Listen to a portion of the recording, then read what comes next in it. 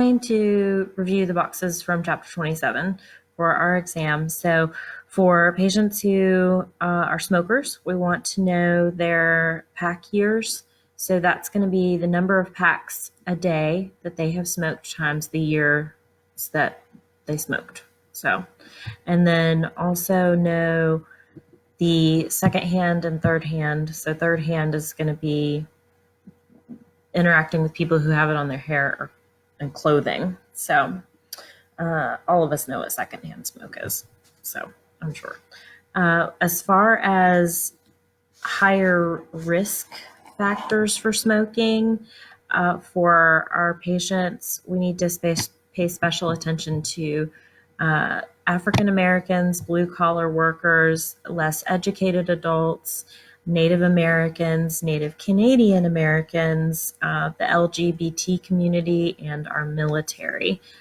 They all showed up in our book for higher risk of smoking. And then we also want to teach about nicotine replacement therapies. Patients who are doing those things like the patches or gums or whatever the case may be, they can be at a higher risk of stroke and heart attack if they're still smoking while they're doing those treatments. And then there's also a box in this chapter that lists ways to help with smoking cessation. So for our patients, it's good for them to make a list of reasons why they should stop smoking, set a date to stop smoking. They can also ask for help or buddy up with someone. I've actually had a few friends do that, and it worked out really well for them, keep each other accountable. They can also do the nicotine replacement therapies. They should remove ashtrays and lighters from view, anything that's going to make them want to smoke. They should also kind of be their own cheerleaders so they can just talk to themselves and then reward themselves with the money that they have saved from not smoking. And I have a friend that actually has an app on his phone, and it tells him how much money he has saved from not smoking, and also shows his lung healing in this app, so that it actually makes him want to stay smoke free. It's not in our book, but something really cool. And then also to avoid places that tempt them to smoke, like if they're a drinker, they smoke when they drink, they should avoid bars, that kind of thing. They should also keep their hands busy they make those worry stones people can rub on, and like beads and stuff, just something to play with their hands. Also, if they feel like they want to smoke, have them take a few deep breaths. Always have healthy snacks on hand and drink 8 glasses of water a day. Also, they could start exercising or list the reasons why they quit to keep them from starting again. And then also behavior modification. So avoid things that they know are going to make them want to smoke. Like if they drink coffee in the morning and they want a cigarette with their coffee, maybe switch to something else in the morning to drink and avoid the coffee. And then also not to beat themselves up if they do backslide. Every day is a new day. Drugs that treat smoking, we can look into bupropion or the Chantix. Vernicillin, I think, is the generic. But the bupropion is going to reduce cravings and withdrawal symptoms and also help them avoid the depression that comes with withdrawal. And then the Chantix interferes with the actual nicotine receptors, so it decreases the pleasure they get from smoking. Keep in mind, both of these drugs have a black box warning, so they can cause mania and hallucinations, and these patients should be taught to report any changes in behavior. Also, we want to pay special attention to people in occupations where they have chemicals or particulates in the air. The list in our book which would be a great SATA question, would be bakers, coal miners, stonemasons, cotton handlers, woodworkers, welders, potters, plastic and rubber manufacturers, printers, farmers, mill workers, and steel foundry workers. So they're going to be at greater risk for respiratory issues. Also, women have a greater bronchial responsiveness and larger airways than men. So just something to keep in mind. There's a box for that in our chapter. And also for pulse oximetry, our patients with darker skin are going to show a lower oxygen saturation, 3 to 5%, because they have deeper colored nail beds. So we need to use additional assessments to look at these patients for gas exchange. Something else very important is sputum colors.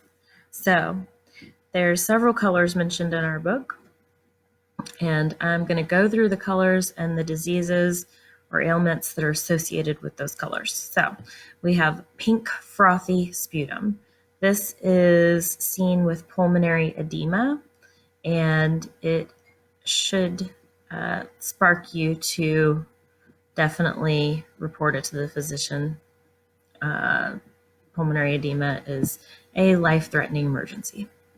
Rust-colored sputum is going to signal bacterial pneumonia. Foul-smelling sputum is going to be indicative of a lung abscess. And then increased mucoid sputum is going to be seen in our smokers and our chronic bronchitis patients. And then hemoptysis is bloody sputum. That's going to be with our lung cancer patients and our chronic bronchitis patients. And then if it is grossly bloody, then we should be thinking TB, pulmonary infarction, lung cancer, or lung abscess. So put on your mask. Also, for pulse oximetry, we want that to be between 95 and 100%. And you can do a pulse ox on the finger, toe, nose, earlobe, or forehead. I actually have had to do it on the earlobe of one of my RA patients. So, and then the capnometry is the one that they can stick on with a Band-Aid type thing so that it's continuously monitored. And the levels for that should be 20 to 40 nanograms per mercury. And then something else important for the PFTs, the pulmonary function tests, make sure your patients do not smoke 6 to 8 hours prior to, and also no bronchodilators 4 to 6 hours prior to. One of the big things in the book it mentions is that these pulmonary function tests can cause a lot of anxiety in patients. So we want to educate them on the test itself, and also that after the test, they can have shortness of breath and bronchospasms. So, or they'll be at higher risk for them. So something to teach our patients.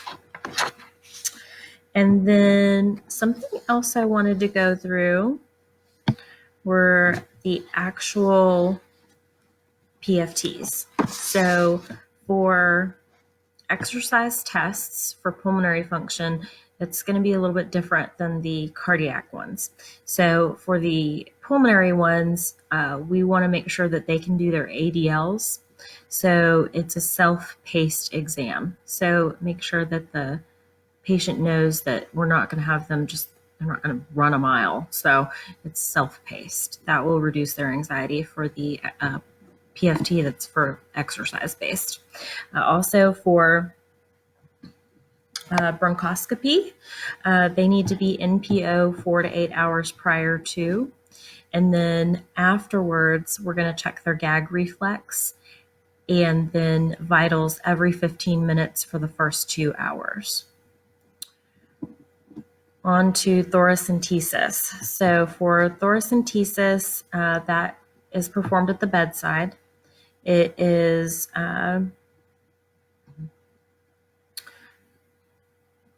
let's see. Also, the first 24 hours after thoracentesis, the patient is at higher risk for pneumothorax or a mediastinal shift. So we're watching them for those things.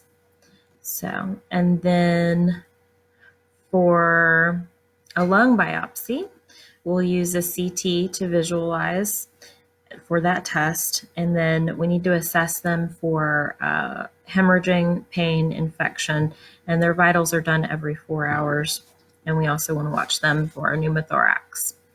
The symptoms of a pneumothorax, I think those are pretty important. That could show up as a SATA question too. For a pneumothorax, we are looking for cyanosis, so blue tinge on their fingertips and lips, an increased heart rate, because our heart is trying to compensate for the loss of oxygen. Also, they're going to have air hunger, and we want to look for trachea displacement. So you will see a shift for the lung that externally, for the lung that is not collapsed. So the body is going to work a lot harder to push air there. And also remember that the right lung is responsible for more gas exchange than the left lung because it's a bigger lobe. So something to remember. They will also have shallow, rapid respirations and then pain on the affected side. And that is one where we're going to contact the provider immediately. Now, the last thing I'm going to run through are breath sounds. So this is just a little review on breath sounds. This should be really familiar from last semester for the assessment stuff that we did in lab. And for breath sounds, when they are decreased, there's usually an accumulation